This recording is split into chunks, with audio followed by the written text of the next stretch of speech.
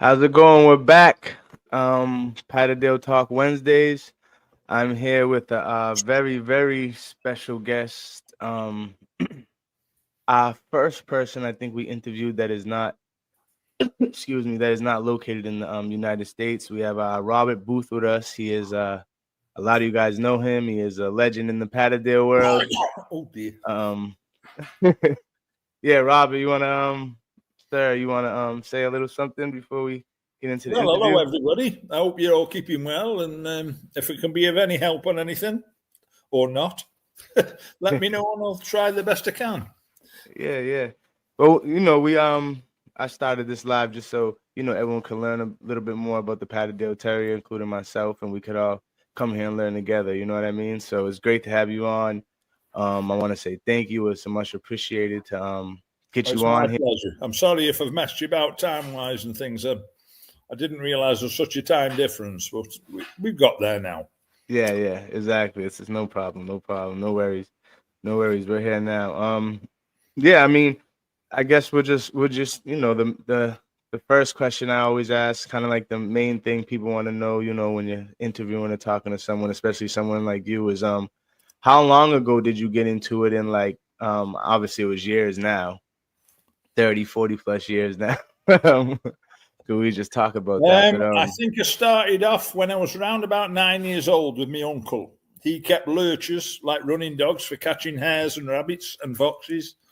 And he also kept some very good terriers, but Jack Russells. And he used to take me with him on weekends. And I was hooked from the moment I first went.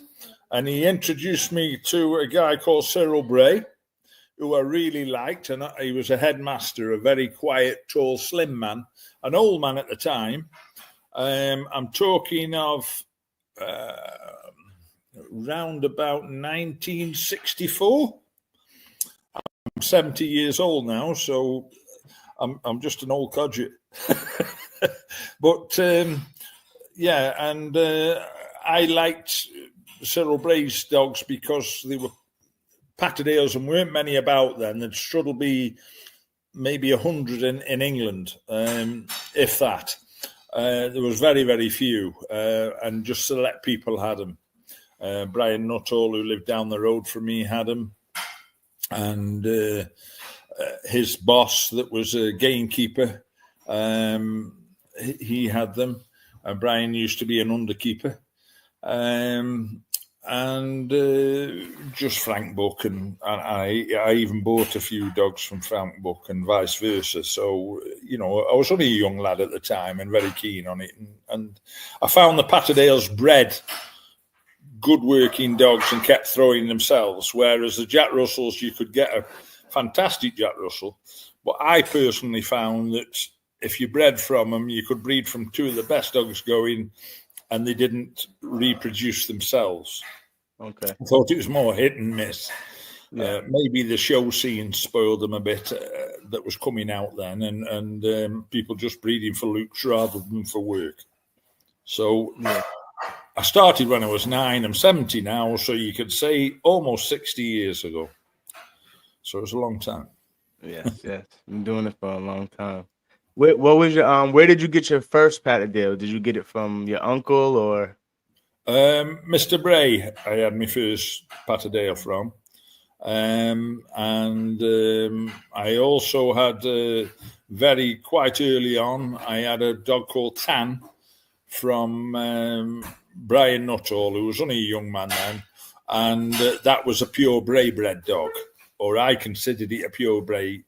Brian had bred it, but from Bray bred stuff.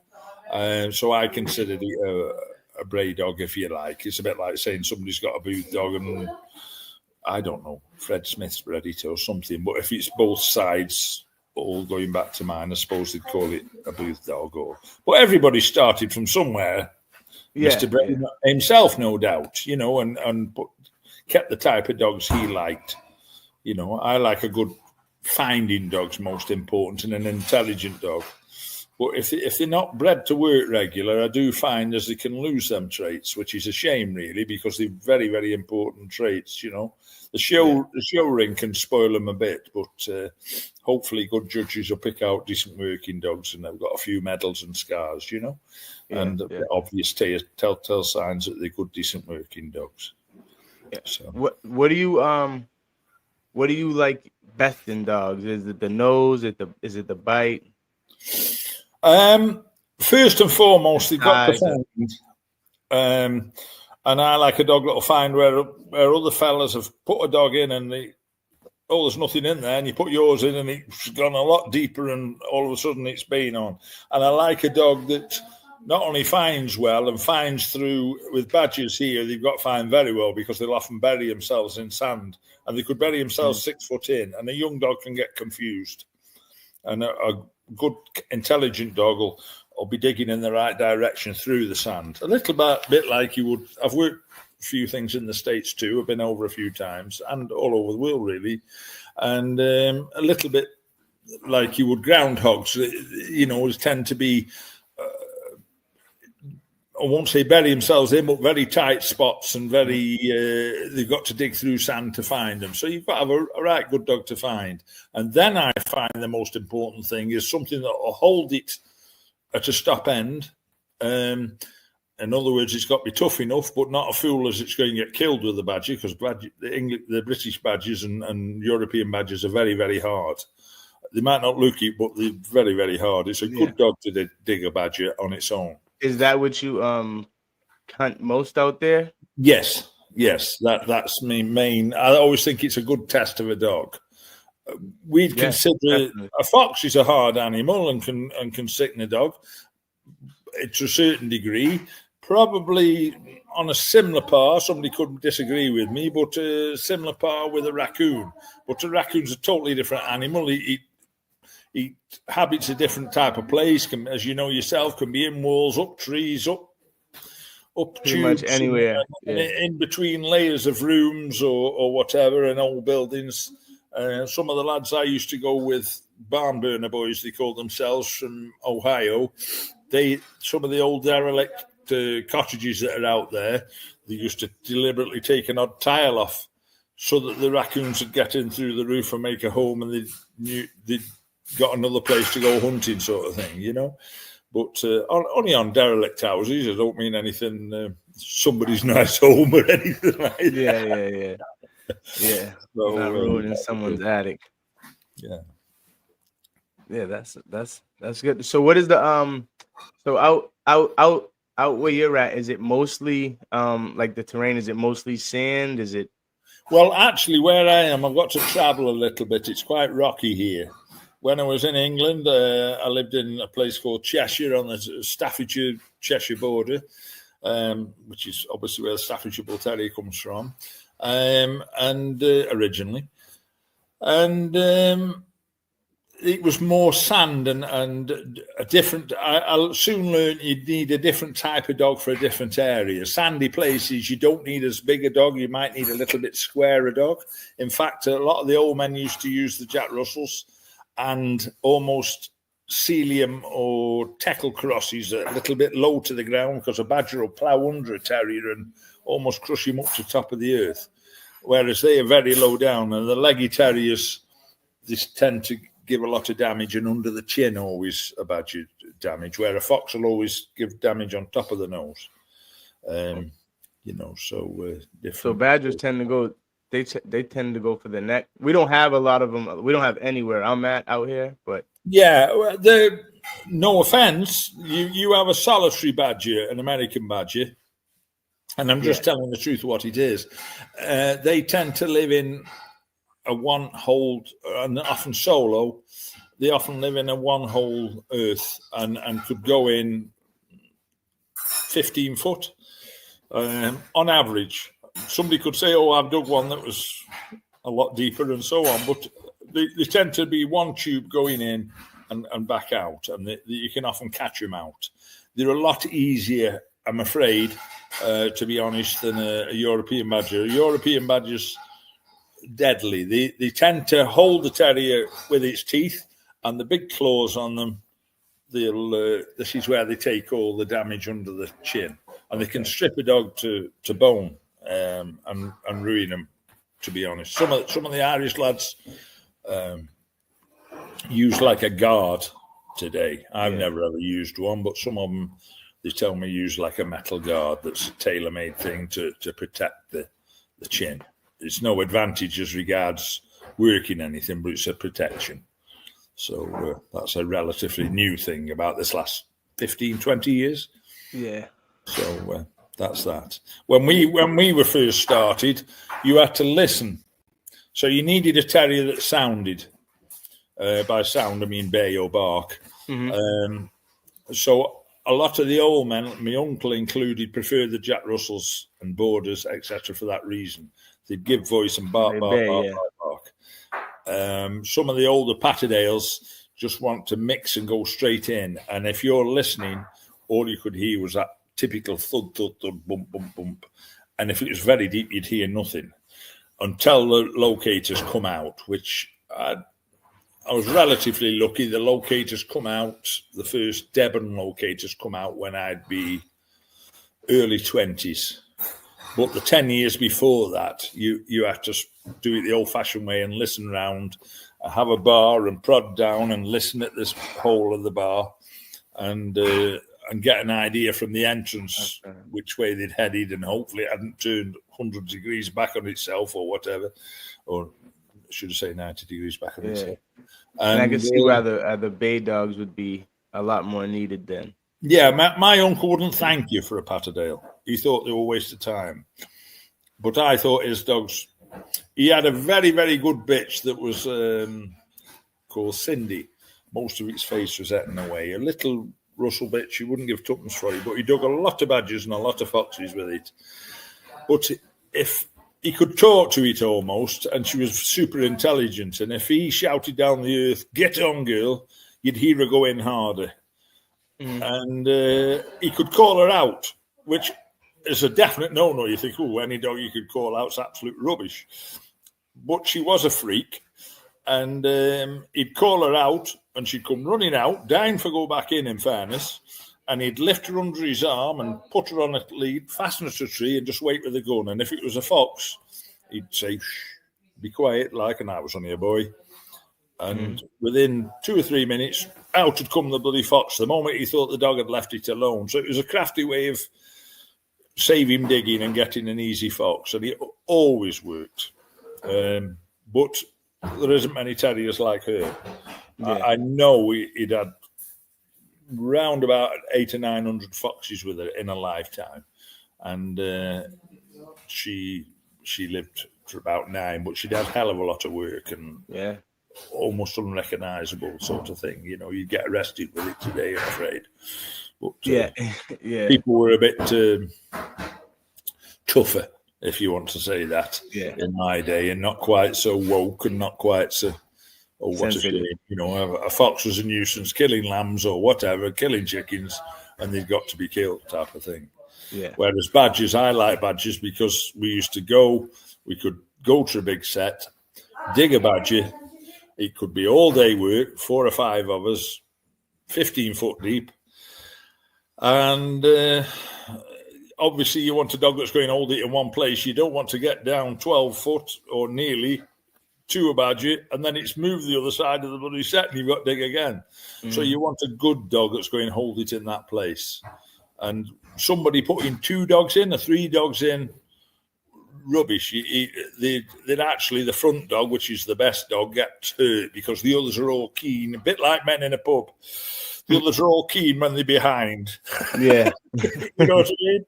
Yeah. You go, sort of thing. And they're all pushing from behind, and the dog can't dodge and weave and work properly.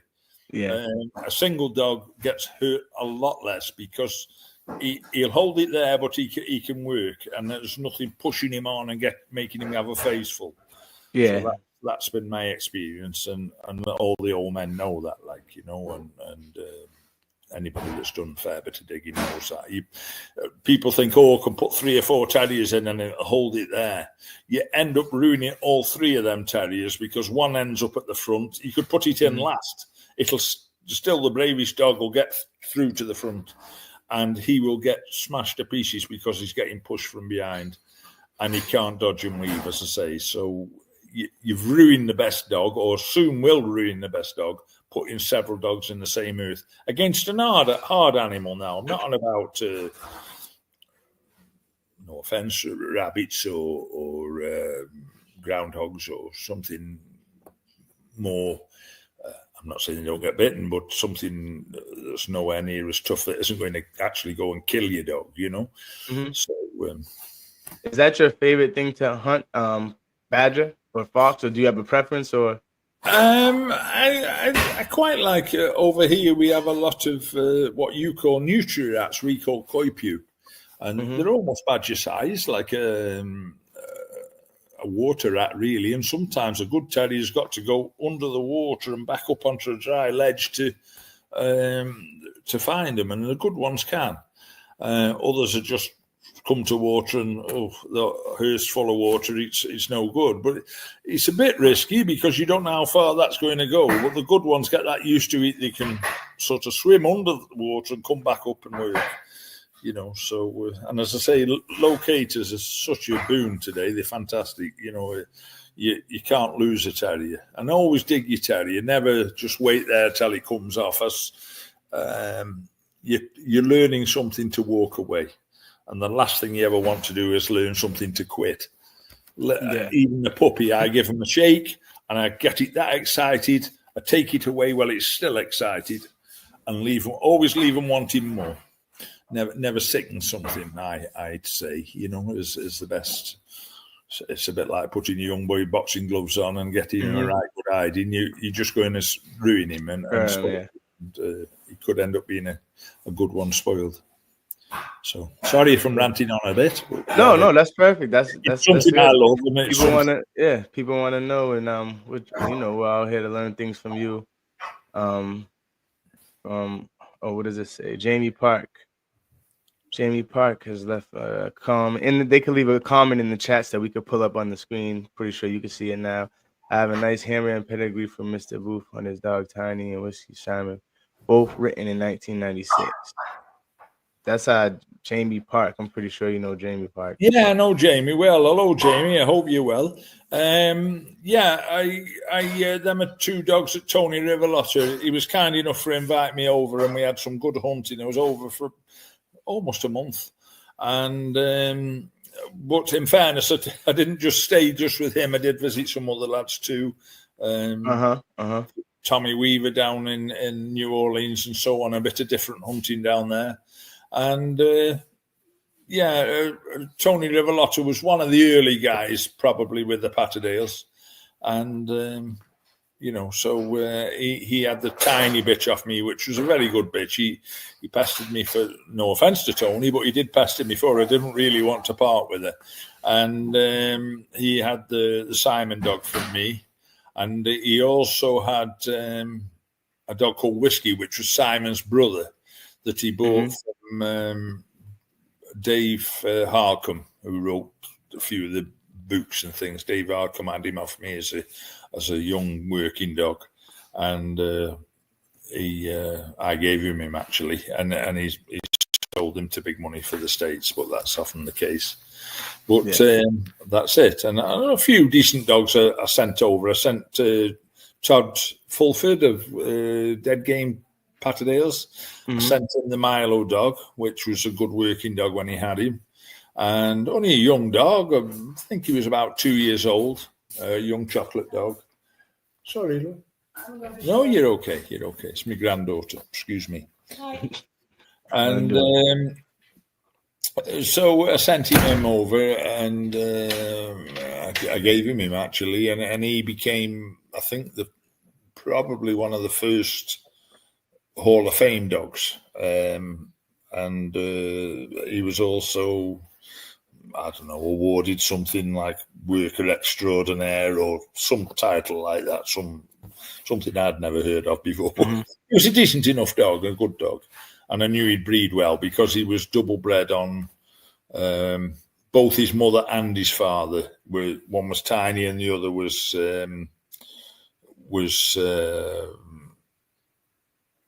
Let me just think back. I can make mistakes on pedigrees like anybody else. One was Tiny and the other was Simon. And they were both out of me Tonic Hall of Fame bitch.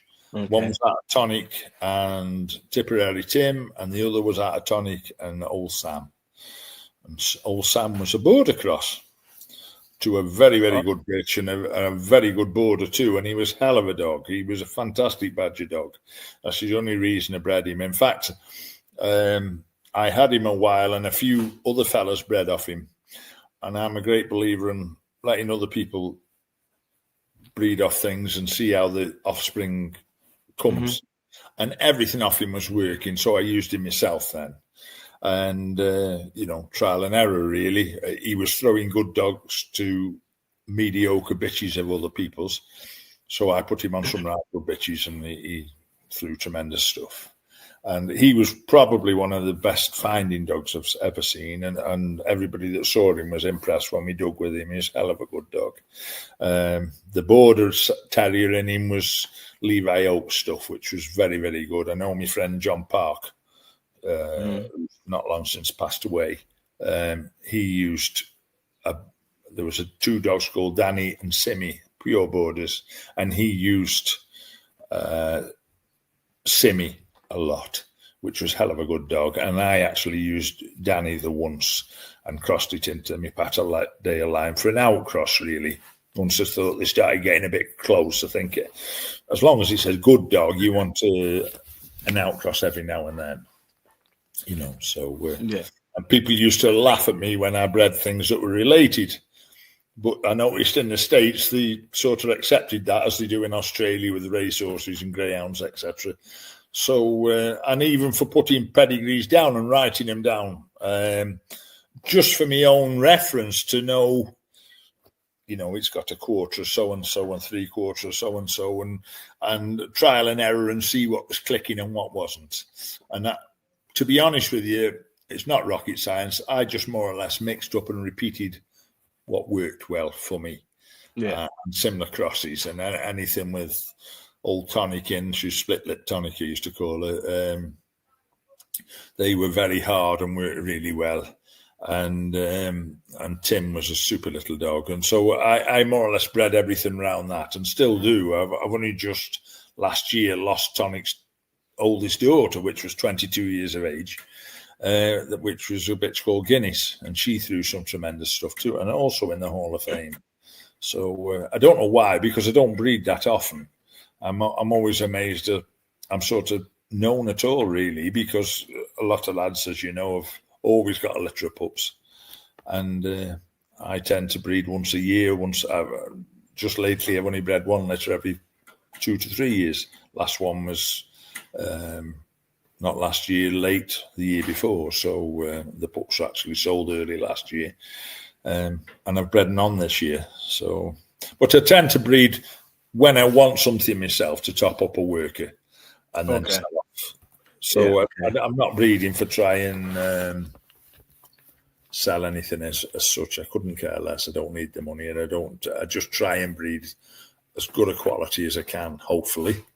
So you're kind of like, which are like the Booth bloodline kind of just happened.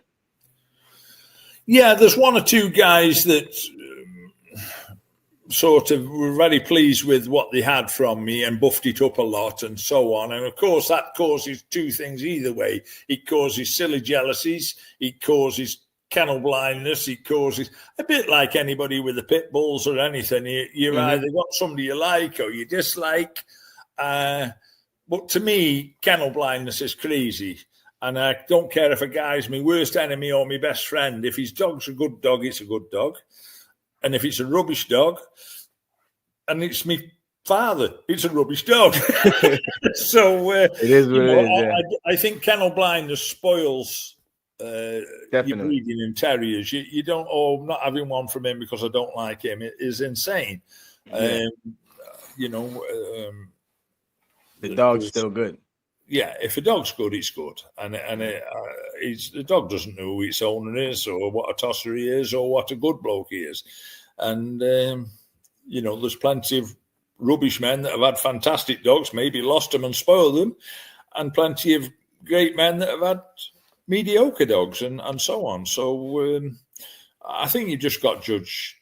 Personally, I think you should just judge a dog for what it does, not for somebody saying, oh, you know, my friend says this and my friend says that, and his friend doesn't even know the man concerned. It's just a bit childish, really, and I don't see the point of it. I think we're all hopefully into terriers and hunting dogs for the love of hunting, and I don't care. Excuse me, I don't care if somebody's black, white, pink, or grey. It makes no difference if you're a good guy or a bad guy.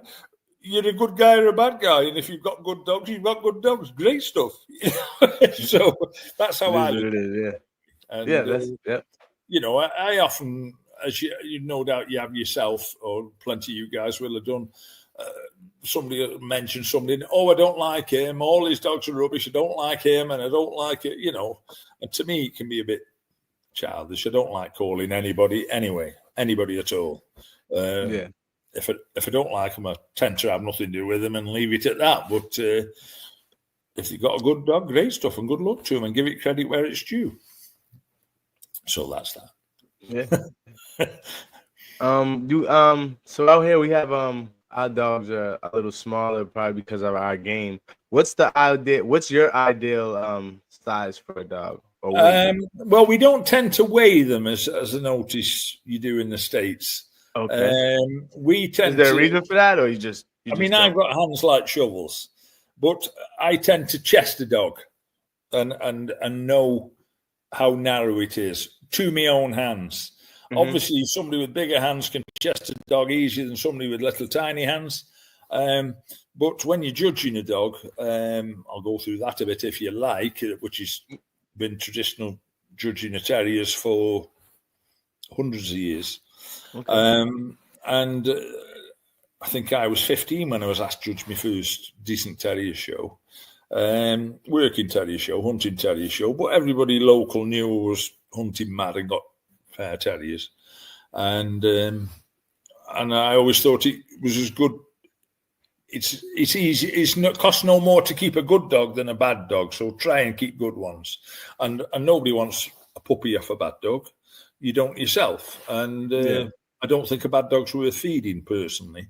You know, but we all get different likes and dislikes. I sort of have our own almost fall in love with the dog when it proves itself to be super duper, you know. And judging a terrier, sorry, I'll get back to what you were saying. It's not so much the weight, because Patterdales tend to be as heavy as lead, I always say. They can be heavy and heavy boned and long in the body, a bit like a fox is long in the body, but very narrow. And if they narrow around the chest cage and nice straight legs and narrow front shoulders, I don't mean the big, broad, almost bully type fronts, which can look impressive, but they struggle to get through narrow places, and they've got to get through narrow places and so on.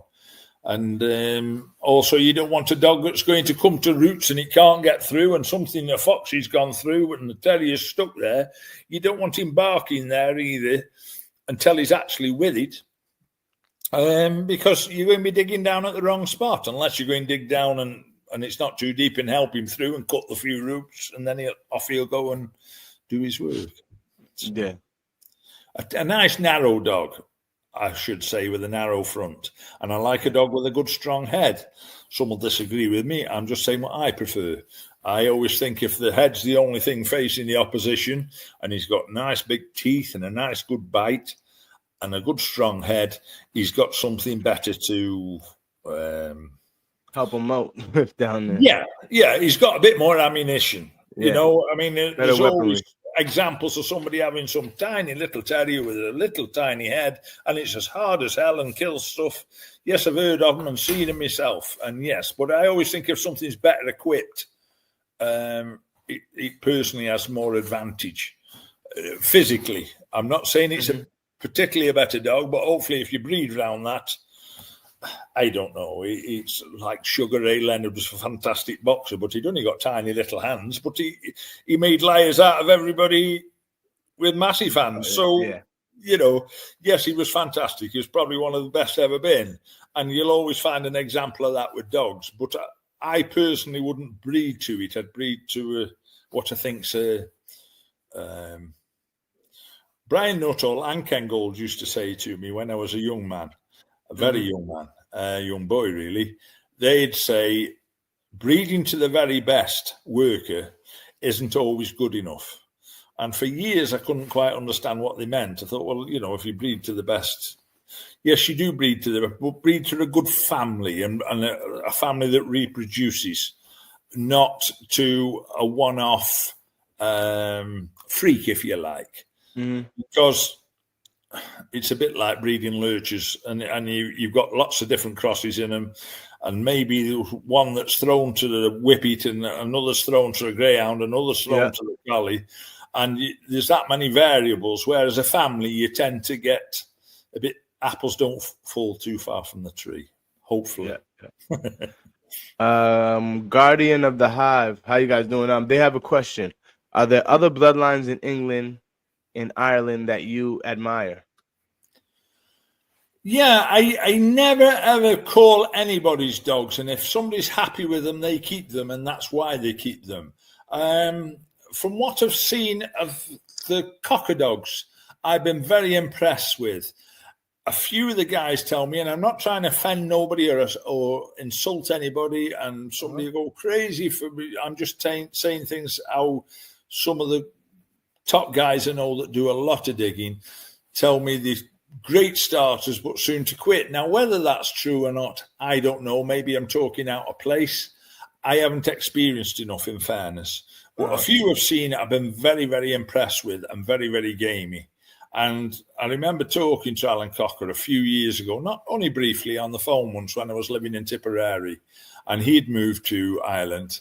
And he told me his origins were the same from Cyril Bray. So maybe he'd highlight that better than I could, because I'd be talking ignorant and saying that I knew much about the lines. But from what I can see, since I've left Tipperary Ireland this last 20 years, and obviously I'm not breeding there anymore, there tends to be more people using the Alan Cocker dogs, and with great success and pleased with them. So good luck and long may you continue.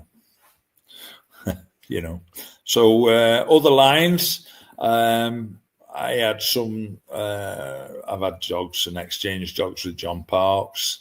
I liked his bingo dog from years ago, and his red dog, what was his called? Oh, good heavens, my head's gone. He's on the front cover of the Fell Terrier magazine. In fact, one of the famous pictures of it, and of John, I took. It's gone. I'll no sooner finish, I'll remember the name, but that's typical. And all you can do is be as honest as you can, write things down as clearly as you can. Hopefully you don't mix up lines when you're filling pedigrees in. We've all done it. And made a mistake, especially handwritten. But this is the beauty of computers today. It's there's no mistakes made, and hopefully everything will be double checked. But it's only a piece of paper when said and done. It's got to be the dogs, and it's an old friend of mine in Ireland used to say it's poor paper that won't accept ink, and people can put anything on paper, which is true. And whereas a good dog can't be beaten, and a proof of a family is in the proof of the pudding is in the eating, and that's it really. So, so Jamie Parks, you ask me, work away. Jamie Park says, "I truly believe in good genetics." Yeah, I think it's important. As I say, the old-fashioned guys in England, and some still do, if you wrote a pedigree down, they thought you were crazy. And what do you want to know what anything is bred for? Well, they don't know if they were breeding. They didn't care less. They hadn't a clue if you said, what was the grandfather of that good dog you got? Well, I don't know. I only saw its mother. I don't know. And he could have been breeding it to its full brother, its full sister, its no relation whatsoever. They didn't know and didn't care. They just, it's a good dog, I'll breed it, and that's that. And when it works, great stuff. But a lot of time, to be honest, it doesn't, because you're not really creating a family. A lot will condemn me for that and say, no, all that matters is you breed a good dog to a good dog. But I personally, and a few of other decent chaps have known breeders like Brian and like Cyril Bray and John Parks, I disagree and think you need a family base. Whether it's top greyhounds, top racehorses, top anything really, I suppose, hounds and coon hounds and tick hounds and everything else, as you guys know yourself. Yes, you can go and get a gamecock from a Rhode Island Red and something else, and it absolutely a will beater, but you come for breed off it, it won't throw anything worth a candle. And that's... and you don't know, you can't go back and figure out where the good or bad genetics come from in a dog if you don't know the history. Well, I think if you can, if a full litter worked absolutely fantastic and did everything bloody great, and you can try and study what clicked. And I'm a great believer in certain lines click too. I do believe you could maybe outcross, I don't know, a cocker with one of mine, and they could be bloody rubbish. And that's not condemning him or me. It's just that, or they could be will beaters. They could be fantastic. It's just a bit of trial and error. And if it works, I say repeat it. And if it doesn't work, dump it. And simple as that, really. And I tend to work around, as I said earlier on, with things that clicked and went well. And I've studied the breeding as best I can, and in an old-fashioned way, and done a few rules that was given that were probably make genetic people laugh. But Mr. Bray used to say to me years ago, and I'd only be 9 years old, I remember I used to live on every word he said. He used to say twice in and once out, and then go back in again. In other words, go twice into your family and maybe go and outcross and try and put right with your outcross any faults you have got. And every family's got faults, whether it's long tail, short head, short teeth, big teeth, whatever. And try and correct it with your outcross, and then go back into the family again. And hopefully you'll end up with a good solid line, and you're improving. To me, pups should be better than the forebears. Somebody said, the grandparents were better or whatever. I think you're going the wrong direction if you're not breeding better and if things are not improving. As with greyhounds today, they're faster than they've ever been. They might be a bit more frail, but they're faster than they've ever been, as are racehorses and racing pigeons and things. They're just getting phenomenally fast or better for the purpose they're bred for.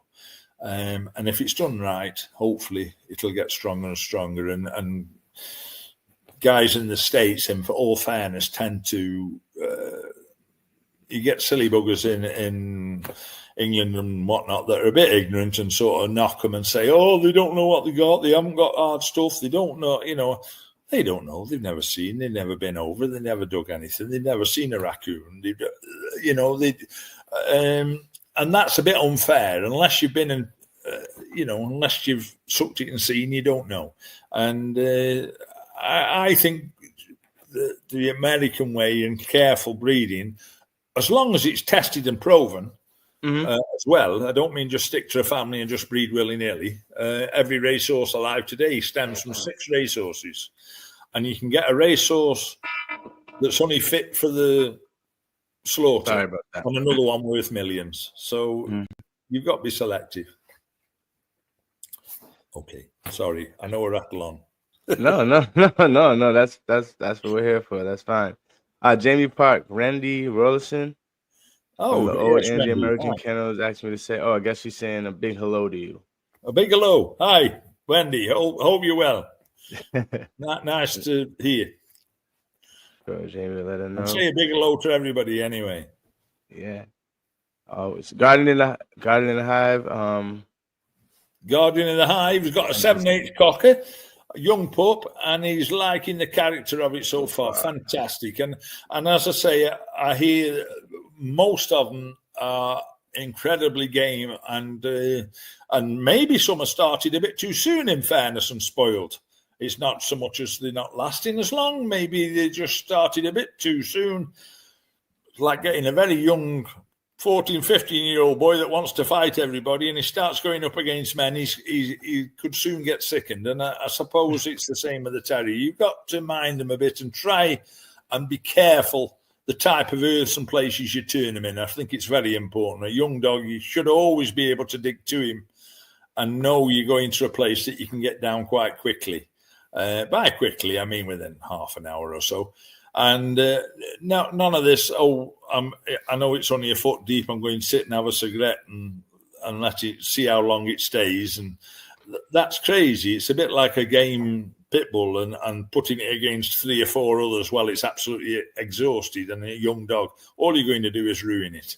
Yeah. I think it should just be brought on nice and steady. A good dog will always prove itself and be exceptional. And a bad dog will obviously prove itself too.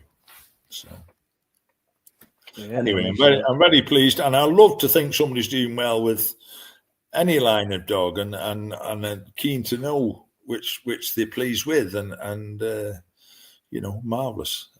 It's some people take the dogs onto new heights, and I'm very impressed with a few American breeders, and and some are throwing incredible working dogs, but they actually work the dogs and test them.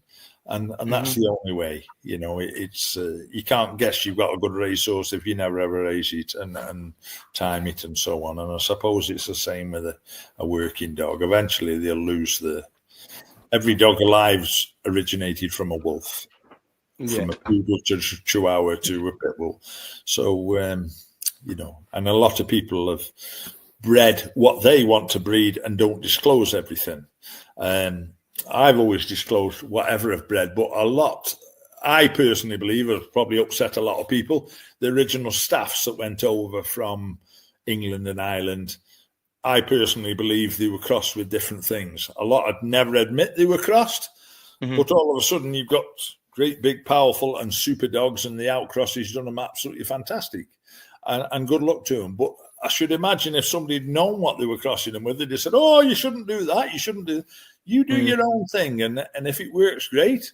And if it doesn't, cull them." And that's the way we all learn. So, what are some American bloodlines that impress you? I'm trying to think of the name of the chap now that has the red dogs. He tends to keep red ones back. I'm terrible with names. Please excuse me.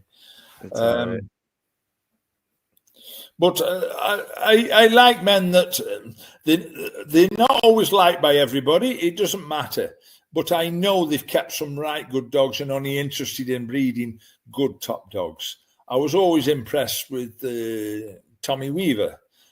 He wouldn't stand no rubbish. It had got to be a good dog. It didn't matter if it looked absolutely perfect and a massive head and, I'm not going to breed off that. It had got to prove itself. And whether you like the guy, dislike the guy or whatever, if he said a dog was a good dog, in fairness, it was a bloody good dog.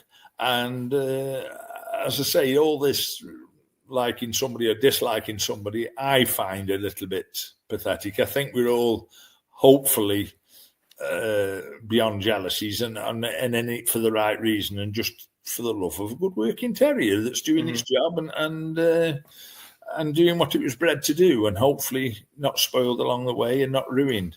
I do find some, I'll probably be ridiculed again, I do find some in the States tend to breed tiny, almost so much that they lose the constitution, almost getting like a rat terrier or I won't go so far as saying a chihuahua, but getting that little frail dog. Yeah. And I do like to think something's got some power to do something when it's there.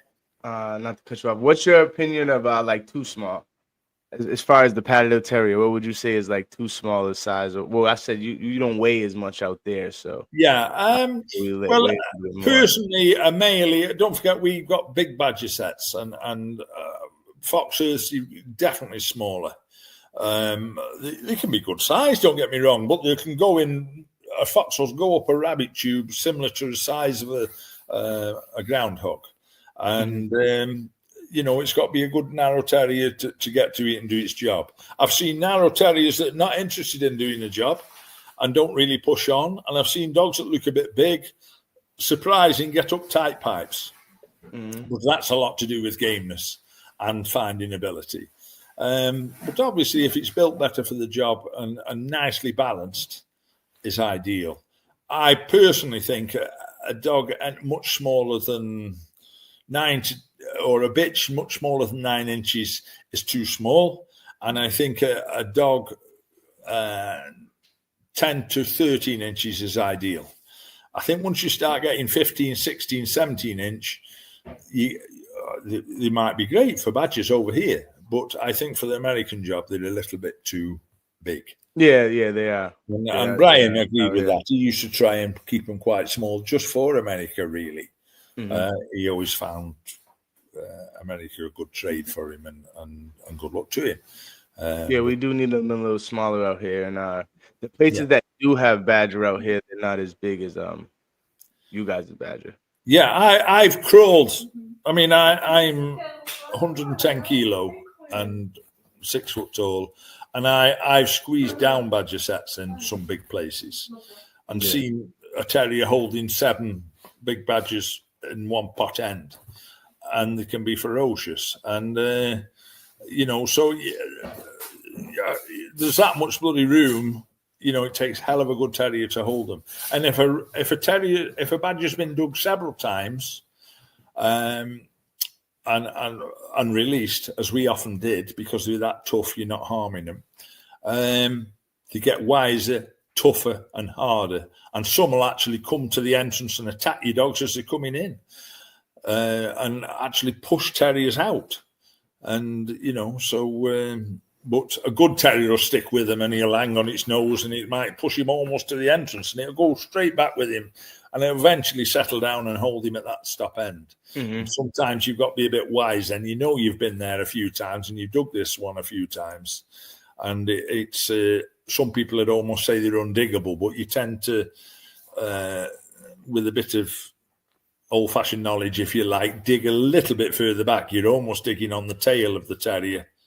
So the terrier, the badger knows if you're coming down in between the two and he's been dug a time or two, the moment you're getting very close, all of a sudden the terrier starts squealing because he wants to move and he knows you're coming in. So if you're digging a little bit cuter and a little touch further back, you can slide your spade over the front of the terrier and then chop your way into the stop end and tail him and pull him out.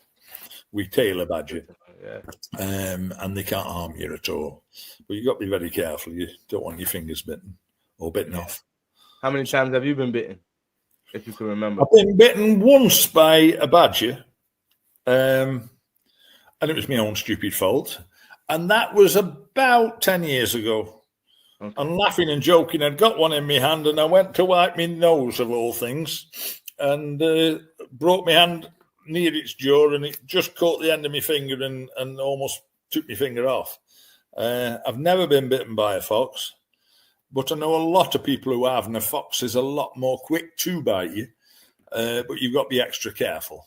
If you catch hold of a fox, catch him by the ears, the 2 ears, and hold them together almost, and you're like pulling his face taut then, and you can hold him in the one hand. And you've got his ears, he won't go nowhere. Or the scruff of his neck close to his skull. He can't sort of turn and bite you. And you can put him in a sack. And a badger's the opposite. You grab him by the tail and hold him up and at arm's length and well away, and somebody will hold the sack open and put him in, and you can go and release it somewhere safer if the farmer wants it moving.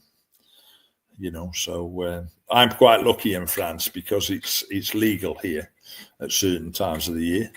And certain seasons, but in England and Ireland, I'm afraid badger digging is illegal. They made it, all the do-gooders and all the whatever have made it as if, I think at one time they come out and said there was only 6 badgers left in England or something, and which was ridiculous. I knew dozens in one field, never mind in all England, but because they only come out at night, the ignorant public took it all in and didn't know any better.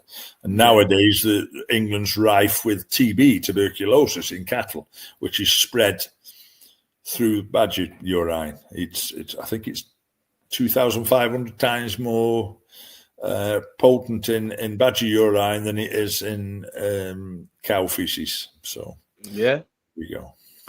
Jesus. It's crazy. But I used to think if we dug them regular and any weaklings, we'd tap them or something wrong with it or illness. So the badger itself was getting strong because we always let the good, healthy ones go and there for another day. And we might leave it a year before we go back to him. We'd had that many different sets to go. Whereas foxes, you could only go wintertime or just as a hard rain had come, you could nip out and often catch him. He'd just run in a set. And he'd use a badger set as well and go in the back end of it. But a lot of the time, a fox will be out in the woods and in the brambles and in the cover. So you can always find a badger, a European badger, but you couldn't always find a fox to ground unless it's cubbing time or winter time, hard frost, etc. That's it. That's awesome. That's awesome. What did it say? What's your thoughts on Lakeland Terrier? I really like them. My true thoughts is I think there's some beautiful looking Lakeland Terriers, and they tend to be Lakeland crosses that win most of the shows. I like a Patterdale. I like a smooth dog, but that's my preference and more for work than anything else. I do think you get a nice typey type of terrier. I do find them a little bit like Russells. Don't get me wrong. If you get, I don't care, it's a Border, a Russell, a Lakeland Terrier. If you get a good one, they're as good as any. But I do tend to find they don't breed as true as some of the lines. The only trouble is, I think the show world is beginning to eat into the Patterdale Terriers. Most people who had Patterdale Terriers up until this last 10 years were hunting men, whereas most people who had Lakelands were going to the shows and looking for the prettiest dog and so on. You can get fantastic Lakelands, you can get fantastic Russells, but they tend to be, I think the show scene has spoiled them a little bit, I'm afraid to say. Yeah, they're not working them as much.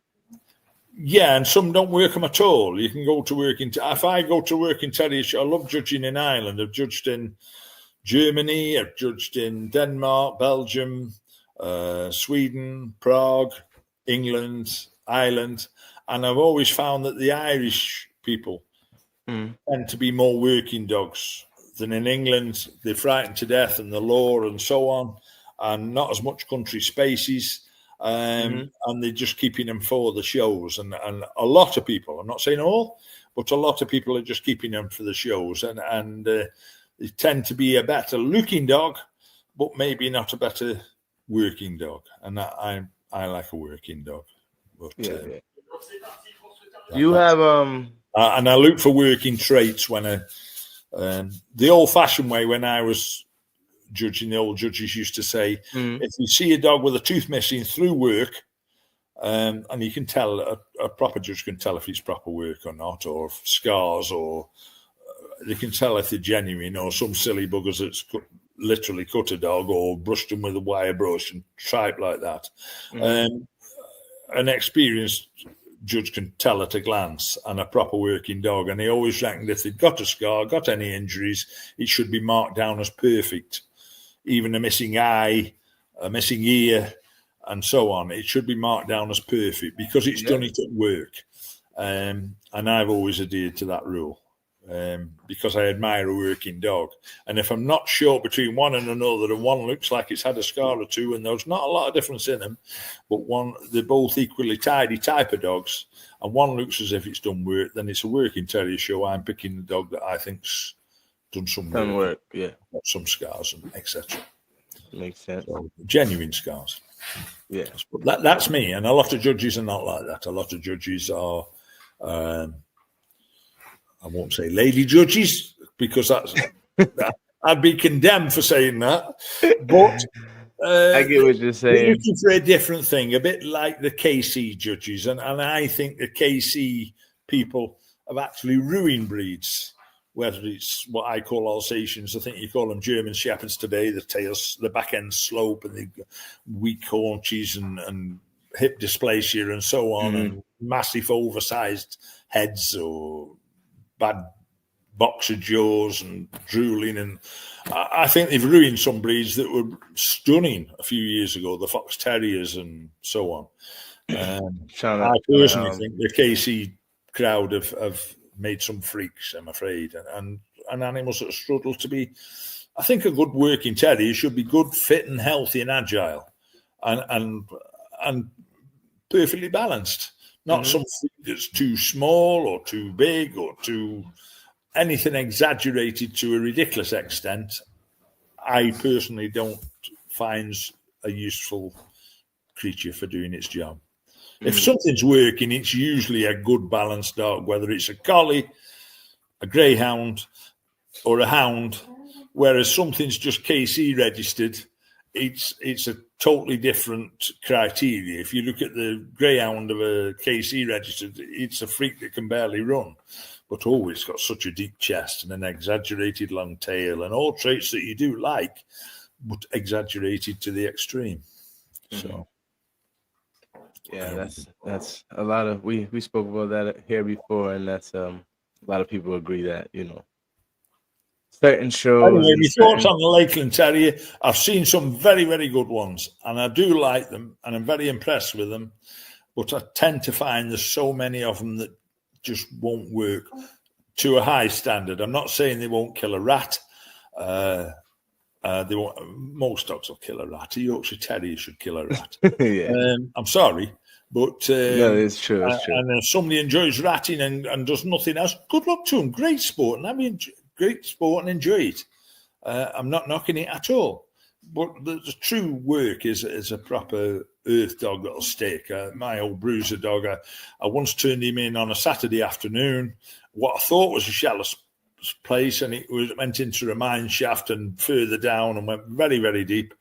And we got him out. He never come off. He could have come off any time he'd wanted. We got him out in front of 3 badgers in the pot end. I think it was 3, maybe 4.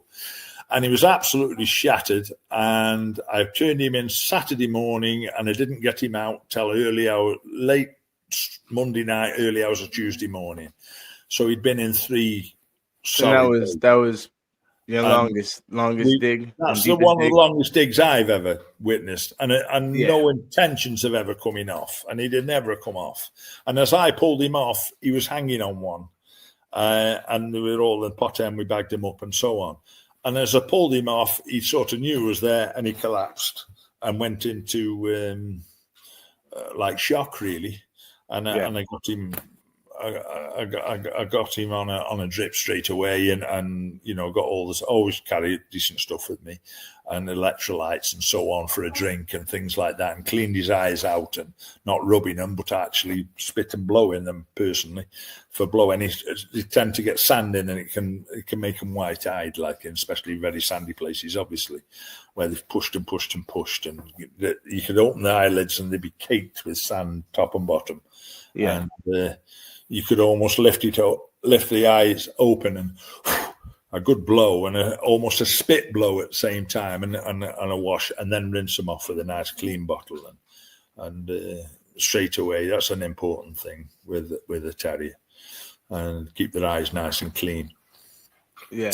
Obviously, when a dog's worked hard and got battered and knocked about a bit, maybe like a pit bull or whatever, it wants looking after, it wants keeping warm, it can soon go into shock, it wants rehydrating and keeping warm. Just throw him in a winter cold kennel, he'll be dead as a stone by morning if they go into shock. You've got to care for them. They've cared for you, and they've done a long, hard day's work, a very hard day's work. You stand and fight for a man for half an hour, it's a long time, never mind hours and hours and hours. But a clever dog paces itself, and that old Sam was the same. We nearly dug him, the border cross dog, we nearly dug him over 3 days once, me and the lad I gave him to, called Andy Fogarty. And he was a tremendous dog. But he'd bay steady, and if they tried to move, he'd go in hard. So he was an intelligent dog. Maybe they outcrossing him, and he'd mix it and wouldn't let it move. He was very, very stubborn. But if it stayed there, he'd just set back 6 inches and just bay. And then sometimes he'd go quiet after a couple of hours if it was a big long dig. And you think, oh, is he all right? Is he dead? Is he okay? Has it collapsed on him? And he'd just be resting, and he'd just pinning him there. And the moment he tried to move again, he'd be barking again. So he'd pace himself, he would. Whereas Bruiser was a very, very hard dog and very, very game. Yeah, I never, ever saw him put a step wrong. If he got bitten and something was hanging on his face, his tail would wag more if he broke through.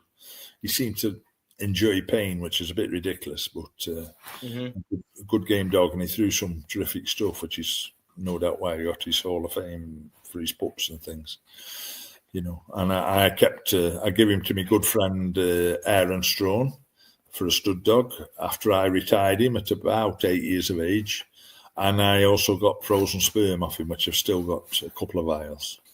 So that's good heavens, almost 20 years old now. So, Yeah.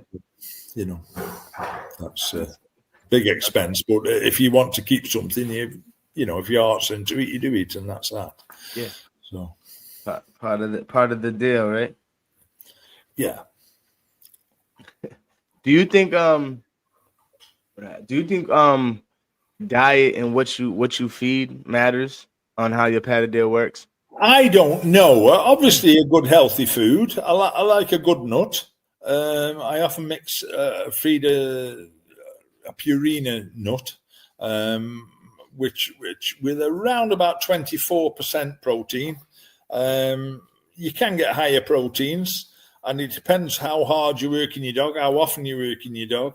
But I use a nut and leftover house food, if you like. Meat that's left and chopped up and thrown in, and odd egg twice a week. But a good healthy food, and obviously keep your eye on your dog. You don't want to get overweight. You don't want it being underweight. I feed about the size of an apple a day, a good apple, good size apple if you like, for an average terrier. But some are greedier than others, and some a bit like people. Some burn energy and stay slim, and some get fat looking at it, and so you're guided by your own dog and your own eye, really. Yep. But I like to feed. I like to throw a dog anything I know it's going to eat it. So whatever table scraps I have, and probably 3/4 of it's a decent dog nut, maybe a greyhound. It's very good as well. Yeah, you don't think the diet does anything as far as the work? Not really. I bred greyhounds for a living in Ireland, and I always kept the terriers.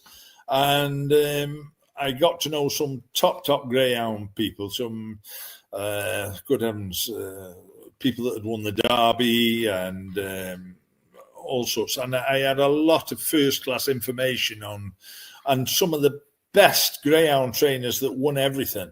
And they swore to me that it made no difference what they fed them. A good dog's a good dog, and I'm not saying they fed it rubbish, but they never had any prolific change because they'd had all of a sudden a type of dog food. There's some type of decent food. So, but decent food, and a dog likes regularity in food.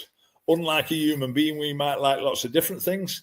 A dog likes a similar thing time after time, and obviously if you find something it really loves, whether it's tripe, which is the stomach lining of say sheep, etc., something like I was a butcher for years, 18 years, something like breast of lamb, great for putting weight on and pregnant bitches, and something they can chew and crunch up without a hard brittle bone that's going to get stuck in the throat. But say breast of lamb bones, they can actually cleanse the teeth and get a lot of goodness out of it. And as I say, I like to crack an odd raw egg, maybe twice a week, sometimes 3 times a week in a dog's bowl as well. You know, so I always find that gives them a nice classy coat. And it's common sense, really. If with the greyhounds, if they were going into distance races, I used to mix the juice of rice and things with that to give a bit more carbohydrates and so on, so give you a bit more stamina. So it's a bit of common sense, really. I'd never feed a terrier the day I was going to work it.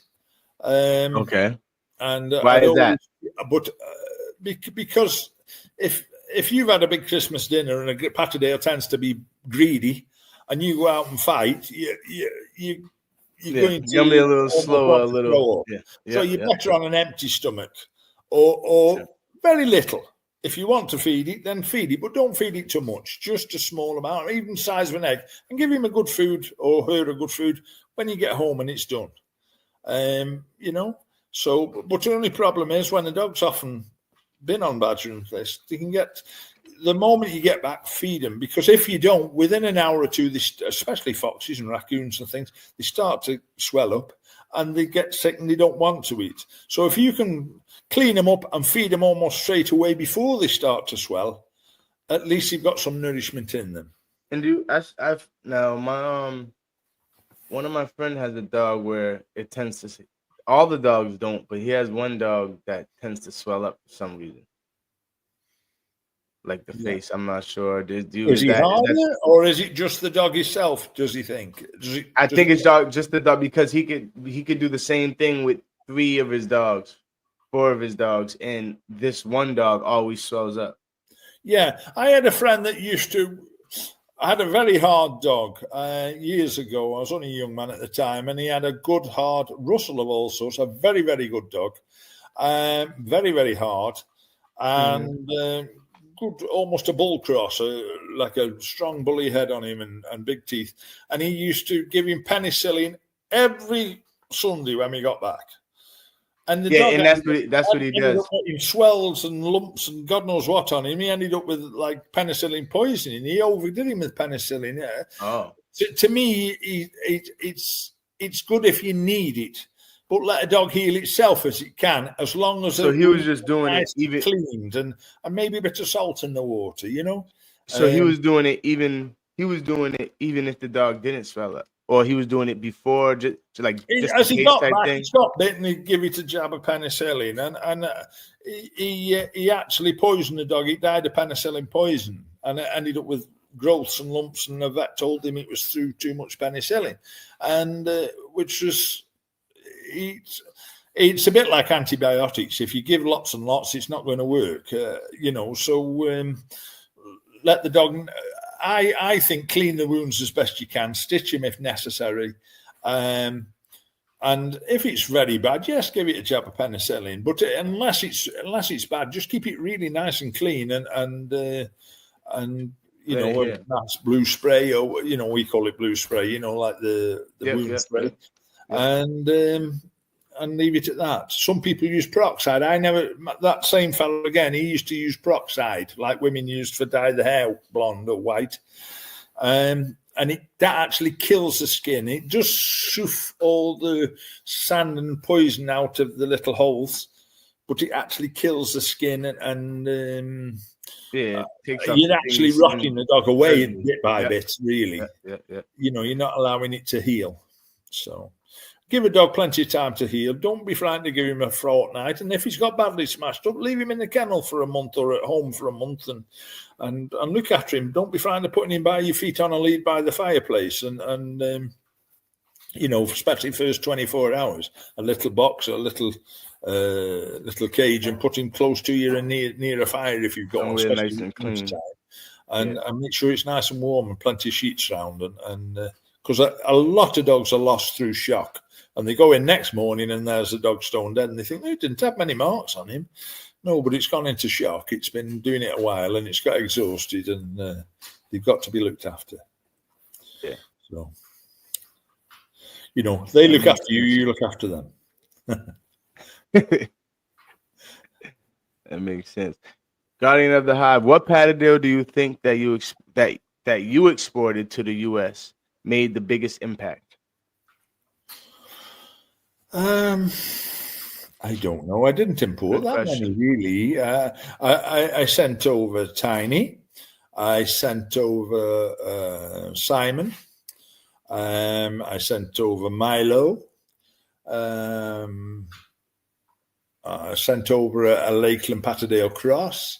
I sent over a quarter Pitbull Cross and 3/4 Patterdale that I'd only bred as an experiment, and that was the only one. All the rest were culled. That went over to Todd Fulford. There's a few dogs that I'd bred that were sent over and passed off with different names, me copper dog and things like that. But, and I've seen different pedigrees on it that were incorrect. But it didn't matter. It was a good dog, and I was pleased with him, and he went on and did well. Well, that was very early on when there was very few people in the Patterdales and so on in the States, some doctor that Tony Rivalotta used to work for was one of the early importers, and I can't just think of the other chap now's name. And he got a fair few terriers from my good friend Brian Nuttall. And, so it is what it is, and that's that. But a lot of the dogs I've sent over, people have been really pleased with. And when they've bred off and they've been pleased with them, and then some have gone to places that don't work them, and they've bred and bred and bred and bred, and 10 generations down, and they're not doing nothing. Yeah. What they were tested to do and what they should have been regularly tested to do. And I don't care whose dog it is, that'll ruin any dog. You've got to test them, and that's that. It's just common sense, really, isn't it? Yeah, we all agree here. Everyone here is pretty much we all agree to where if you have a Patterdale, you got to work it or just don't get one. Right, Antho, pros and cons of using Limey Alligator Pitbull Cross. I used a dog I had called Champion Nailus as an outcross once on a good Patterdale bitch. Hell of a dog, a good head dog, and nothing ever looked like beating him. He was a brute of a dog, a finishing dog, a bit too quick, really, because it's difficult to test them. And when they're blitzing through dogs a lot heavier than them and still winning, it's really and genuinely hard to test them. But anyway, I matched him, and he was open to match and did well, and became a champion easily. I used him. He threw some great pit dogs, especially with the Jeep stuff. But I used him once on a Patterdale and culled all the litter and kept a puppy back. And I bred from that again to Patterdale and culled them, apart from one pup that I sent to, as I say, Todd Fulford. And he was very impressed with it and really pleased. But I thought it was the wrong way to go down, and I personally didn't do it again. But I wouldn't condemn anybody for trying anything or experimenting, because that's what we all do and have done, and just be honest about it, and that's that. But I did do it the once, and I sort of had second thoughts about it. Very pleased with what had come eventually when it was like 3/4 Patterdale, but I thought it was the wrong way to go. And I do find bull crosses personally, for a terrier's point of view. Mm-hmm. A terrier, when you break through to something, say a fox, and just his nose is showing, he'll go and grab that nose and straight away he'll plant his legs and start towing backwards and pulling it out, or trying his best to pull it out. Obviously, they brace themselves and very difficult sometimes. You can help them. But a bulldog cross, instead of pulling, tends to bore in and push. And it's quite difficult to get them to draw the game, I find. But I do, and there's obviously bull terrier in a lot of the dogs further back, and I do tend to keep Patterdales with the good bully heads. The old penny bitch that Brian had was a bully-headed type bitch, and she was bred to a great dog, and a fella called Colin Dixon bred, I believe, who bred Kengol, Smithy, etc. And them days, I mean, I was well in my 20s, and Ken was 10, 15 years older than me, if not 18 years older than me. And he was pretty new into terriers then. I can remember the first Patterdale he ever had, a dog called Bear. Not as he'll probably remember it, from a fella in Chorley near Manchester. And anyway, not as that matters. But yeah, the some of them great Patterdales had got some staff in them called Red Joe. But it was only when they were bred down an eighth, that dog, and 7/8 Patterdale, that they started coming really useful. And they threw a nice Patterdale with a lovely head, and that type we kept back. And I, as I say, I did do it once, but I've never done it since. I've never kept anything off them since, genuinely. But I do like to keep a dog with a nice bully head. And obviously that does throw back to the original old Red Joe, etc. You know, if you follow your pedigrees back that far. But you know, I can. But that's by the by. And you know, but you're talking. It's in there, and it'll always be in there. People say, "Oh, that's you know, grandfather." It doesn't bloody matter. Of course, it matters. If it's in there, it's in there. If you put a Labrador in there, you'd bloody know it was its grandfather. It'd be bloody massive, and so on. So you know, everything that's in there is important, and it's a bit like whip it in lurchers. The old man used to say, "Whip it in and whip it out." Don't have too much of it, but it's great in there somewhere. And I find the same with bull. So. But that's just my opinion, and it's for use of work only, not for aesthetics or getting a great big, you know, some skinny little fella with a great big bloody dog and look how brave I am and walking down the street with it. You know, it's horses for courses and what they can do, and I'm only interested in if they can work well and hunt well and find well. Correct. And so great. I know the size works as well in the States for badger and coyote dens, or for above ground, similar to a YAG. Does Mr. Booth contribute head size to bite power? Yes, I think. I think head size, as I said earlier on, I have seen dogs with a terrific bite, even pit bulls and game dogs, with a terrific bite and probably not the best of heads, but it's a freak of a dog, I think. The dogs with a big, powerful head or big, powerful jaw, more almost an English Bull Terrier type jaw, you know, a thick jaw, but not massive all head and little muzzlers. Some of the staff with show stuff bred today, they look horrible. But they've got what I call apple heads and no jaw. I like something with a good, strong jaw and good, strong teeth too. But I think that's common sense, and it's just if I'm picking me pups, I like to see something that's gamey, something that'll shake anything I show it, whether it's a little bit of fur or even a kiddie's teddy bear. It'll from the get-go, it wants to shake stuff, and it shows to be gamey. It's no guarantee, but I like to pick a pup that way, and I like them. I always try and breed from the ones with good, strong heads and narrow fronts and nice types. So hopefully you end up with a better type, and maybe your own type. I don't know, but. Yeah. That's we all go different routes, and that's the route I tend to go.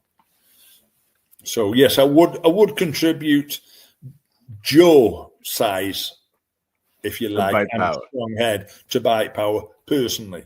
But somebody could easily say to me, "Oh, I had a little dog, and he could kill foxes, and he could bite the noses off." And yes, I have seen it myself, but I've seen a lot more powerful dogs. A bit like I said about. Boxers with small hands, you know, there's no given law, there's no exact science, but obviously if you've got the stature and the ability and the size and power, it's but there's always exceptions to the rule. There's always the Usyk's versus the 6'8" giant that thinks he's a will beater, and you know. Gets proven. Yeah, There's always those few. We've all seen it, but which one do you breed from? It's what you want the dog for, and what, and that's top and bottom of it. It's all down to common sense, I think. And I like a good family, a proven family that reproduces. I always think apples don't fall far from the tree, and quality will always come. So I agree. I don't know. You want to show somebody? We could show some of these pics you gave me. Yeah, that was a one-eyed bitch. She lost an eye to a fox. I think that'd be, good heavens, that'd be about 23 or 4 there. As I say, I'm 70 now, so that's a long time. She was a decent bitch, a very, very good bitch, called Sock. Okay. And in my line today. It's not that many generations back, actually. And I did double breed around her and so on. Tipperary Tim and etc. goes back to her. So, Okay. Is that her in this pic? Is one of these dogs her? Or these dogs? Both of them were out of my old Tonic Hall of Fame bitch. The smaller one in my right hand was a male, funnily enough. And he was out a little Tipperary Tim and Tonic, and the one in my left hand was a bitch, which was out of Sam and Tonic. That's round about 30 odd years ago. As I say, I think it'd be about 40 years of age then. And funnily enough, I had a big TV company condemn me and saying that I'd got fighting pit bulls, and this was the picture they used to show it on the TV. Yeah. As you can see, it's a Sony at the bottom. Is a picture of a TV, and that was they did a 4-page spread of me and showing pictures of other people's pit bulls, and I didn't know any of them. A load of lies, like often, but it doesn't matter. And they were my so-called pit bulls, but they were Patterdales. I suppose they thought the scars and they knew no different. So it made good media and good press at the time. Yeah. So didn't do me any good, but there we go. But them were my little terriers at the time. Both out of Tonic. And one Tipperary Tim. The one on the right, the male, is a full brother to Tiny, and the one in my left hand was a full brother to Simon, and Brew, and several other good dogs. So they were decent enough at the time. And as you can see, I know I've got big hands, and I'm a pretty big chap, but the one on the right was a nice handy-sized terrier. Sorry, not on the right, in my right hand. So and that was we used to make the couplings as well. That we found those were great. Just I can comment on that. You can see it's like a long link and a swivel and a centre ring in the middle, and you can let terriers loose together. And if they both try to fly down a tight hole, one would go in first and the other would lock behind it, and you could tend to get there and stop them disappearing. So they were always great things to run terriers loose if you were walking across the fields with these couplings on. And you could just fasten a lead in the centre ring, as you can see in the middle.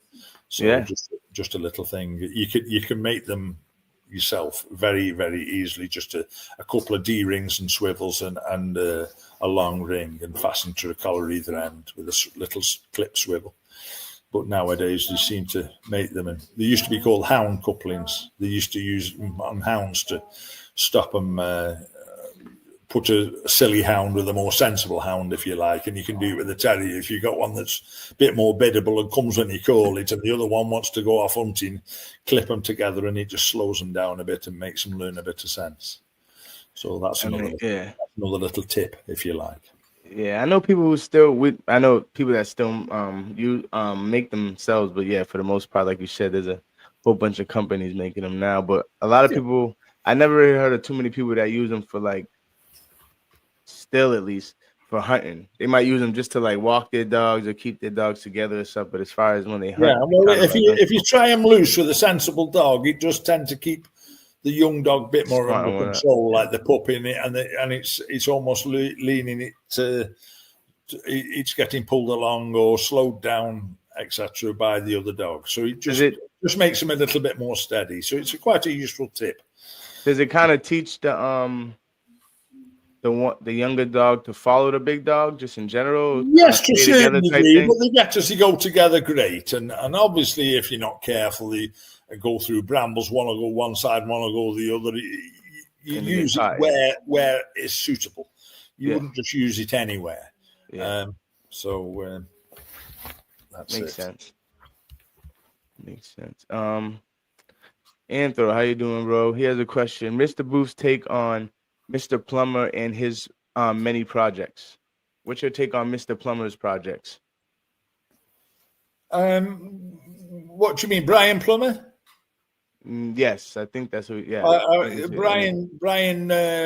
I knew Brian. Okay, he came to interview me actually for the Fell Terrier book, but I was too young and I didn't really want to be in it. And as I say, at the time, I was getting a lot of hassle from the media and TV and press, bad anti-hunting attention, if you like.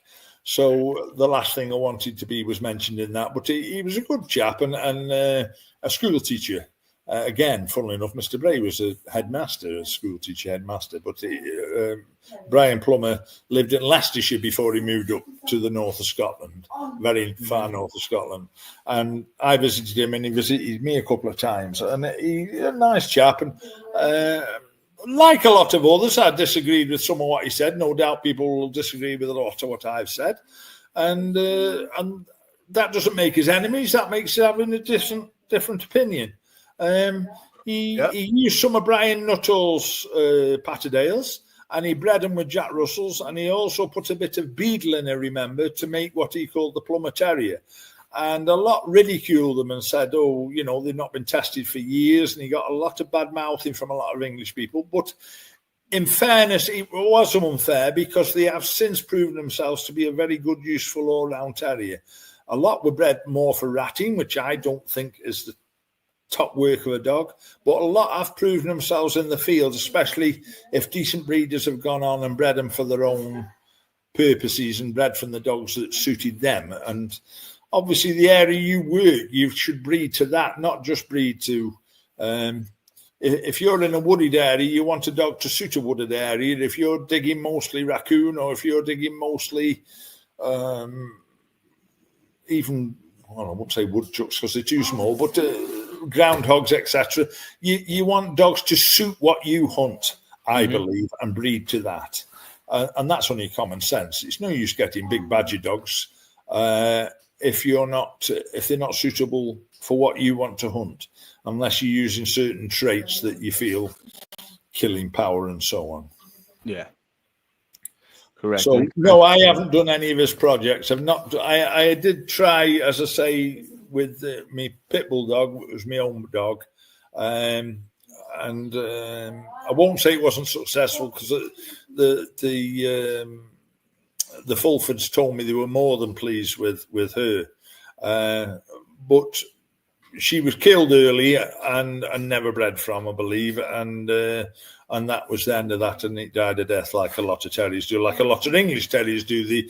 They believe in working them for 10 years or 8 years before they ever breed from them and all this. And I think a good dog is a good dog if it's a puppy age. Yes, it's got to be tested and tested well, but if you work them too long and too many years, you're going to lose that dog and the line's gone forever. So I think a lot of good dogs are lost through that too, and a lot of good lines are lost through that. And people say, "Oh, I wish I'd got a pup off Bertie now. He was waiting too long to breed him." Yeah, it's nice to keep something back, and if they don't turn out, cull them. But at least get something on the ground that you know, if you're quite confident in that line and quite confident in it working and it's shaped up well, don't be frightened of breeding off it. And you can always go and cull, but you can't go and recreate them after a dog's lost and dead and gone, or a bitch. You know, you can lose them all too easily, especially with the hard job we do. So do you have a ideal age that you wait to breed your females, or?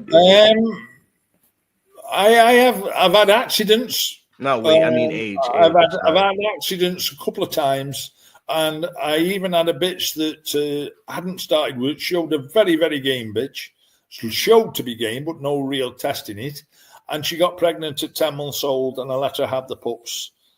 And the pups were all bloody world beaters, as it turned out. I let them go to different folks. It was a genuine accident. And she turned out to be a topping bitch. But at worst, if they hadn't turned out and she hadn't have been, I would normally have not bred a bitch till the probably 2.5. I think that's ideal age. And summertime when I'm not hunting, 2.5 to 3 is plenty soon enough to start. But if it's in season and it's summertime and I'm not hunting them now and they're well, I think, well, I'll have plenty of time to have a litter of pups and put them on the ground and then return the bitch to work in the winter when we go looking for foxes and so on, you know. So you don't hunt in the summer at all? I don't tend to like to work. In France here, the open season for badgers is in March. It starts in March, which is crazy to me. It's nearly all badgers have cubs round about the beginning of March. And I don't like to kill my own sport. I don't like to... a friend of mine from Southern Patterdales once went out with me at Christmas Eve and I dug a vixen, heavy in cub, which is very, very early. They wouldn't usually come in cub till April time. And I handled her and got her out and saw she was in pup and I let it go. And he went, "Oh, another pregnant one slipped your hands, Mr. Booth." I said, "Yes, I'd rather one with 6 inside it go free. And what's the point of killing one vixen and you've probably killed 6 or 7? You're killing your own sport." And I think it's, well, that's me. Everybody to their own. Some want everyone they see dead and think they're a nuisance and so on. And I'm not condemning them for that, but each to their own. But I don't like to kill my own sport and I don't tend to hunt things when I think they breed me. So that's just me. That was a good pitch there. That's a bitch called Donna a few years ago now. She was a granddaughter to Bruiser out of a dog called Pinto that I had. And all the litter were top. She's actually got a bit of, or a 50%, should I say, not a bit, of my good friend Rudy Schwab's Germany stuff in. That's that. Yes, a very good bitch. Donna, she was called. And the brother was Pinto, a very good dog, and another dog I had. Oh no, I'm telling a lie. I'm sorry, I've got mistaken. Pinto was her little brother. Bruiser was her father. That's what I say. You can make these mistakes and just get mixed up, especially when you're talking 20 years ago and so on. So Bruiser was her father, and Pinto's father, and what was the other dog? Pepon. They were all in France. They have to be named with the letter. They don't have to, but if you register them with the vet and get them the chip and all this, they should be done alphabetically. And one year it might be A, another year it's B. That particular year it was P. So one was Pinto, the other, I don't know, being fair, they call that Donna, so I don't know what the theory is there, but one was Pinto, one was Pepone anyway, that was registered with my vet. So that was that. So anyway, but that was a bitch. Yeah. And that's Donna again, actually, a bitch. A nice size badger. Yeah, good size, yeah. And obviously people think, oh, the dog's gone and killed the badger. No dog's going to kill a badger. I won't say no dog. I have, in 60 years of doing it, I've dug down to 3 dead badgers. And I think I've also had badgers put in a sack and die. I think the heart's gone. But a lot more dogs kill with badger than badgers kill by a dog. And a badger is far harder than any dog, believe you me, and can give a dog a lot of stick. Champion dog terrier. That's a judged a show in Northern Ireland just last year. His chin's all hanging and done a lot of work.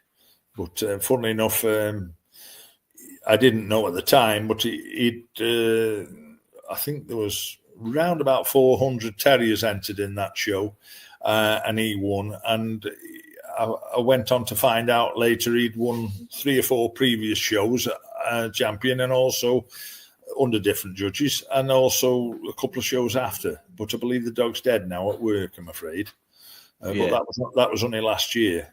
But a good dog. So that was more recent. Yeah, that was last year. Yeah. Let's see what else we have here. You sent me a few more pictures. There's another one with a nice sized badger. Yeah, that's more recent. That's more me now, an old man. That's with my stout bitch that she was 13, a daughter of Guinness, and Guinness was out of tonic. So, I mean, you're talking of 40 years breeding in 3 terriers, but Guinness, actually, she was the only pup in the litter, and she got covered by her father when she was 13, and she had the one puppy. So it had never normally bred from a bitch that old. And Guinness was the same. Old Tonic was finished, I thought, and got caught very, very late, and in the teens, and had the one puppy, which was Guinness. So obviously, going that far back, I kept them. I kept both bitches, and so that's that. We have 2 good-looking dogs right here. Yeah, I've got my Fury bitch sitting aside of me somewhere there now. Oh, let me make it a little bigger. Oh yeah, there you go. People can see Not it. very clear. It's getting a bit dark here this evening now. It's 10 to 10 at night. So Yeah, we could see it though. These 2 dogs right here, are these? They are both out of Guinness. One's called Choc, and the other one's called Guinea. They both went to Belgium. They are out of Simon and Guinness. So that's that's a long time ago now. They'd be dead and gone, both from work. It's but decent enough terriers. Yeah. He made very famous the dog on the right. I liked the dog on the left. I thought she was a nice, handy size and nice and narrow. But she was a bitch on the left and a male on the right. Okay. What was your oldest dog? As far as your Patterdale, like what was the oldest one? My Guinness bitch lived to be 22. Okay. And I worked until she was 10 and retired her then. And she lived another 12 years. And she actually slipped in my swimming pool here, and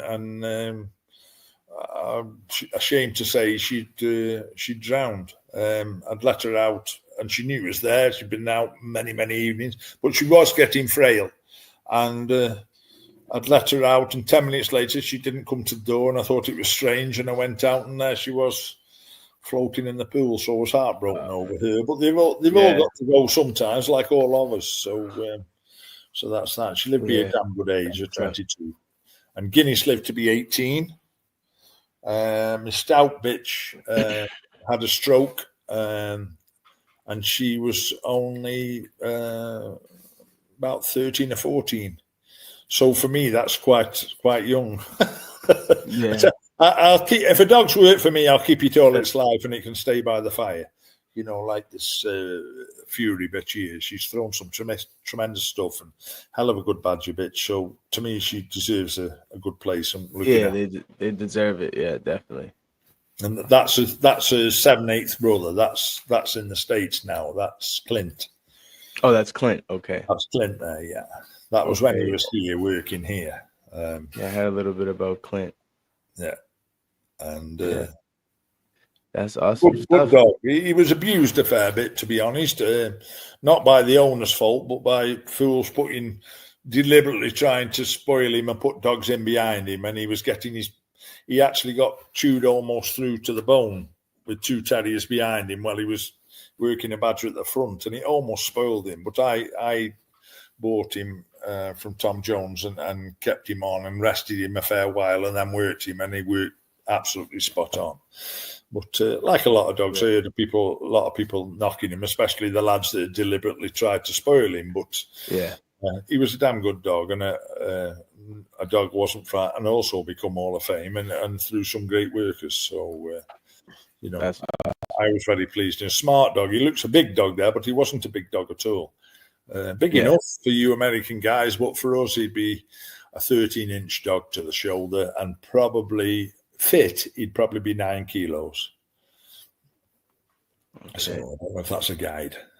Yeah, that's good stuff. That's good stuff. Yeah, man. We've been on here for an hour and 40 minutes now. Okay, well, I'll leave you in peace, and good luck to you all, and keep it friendly and enjoy your sport.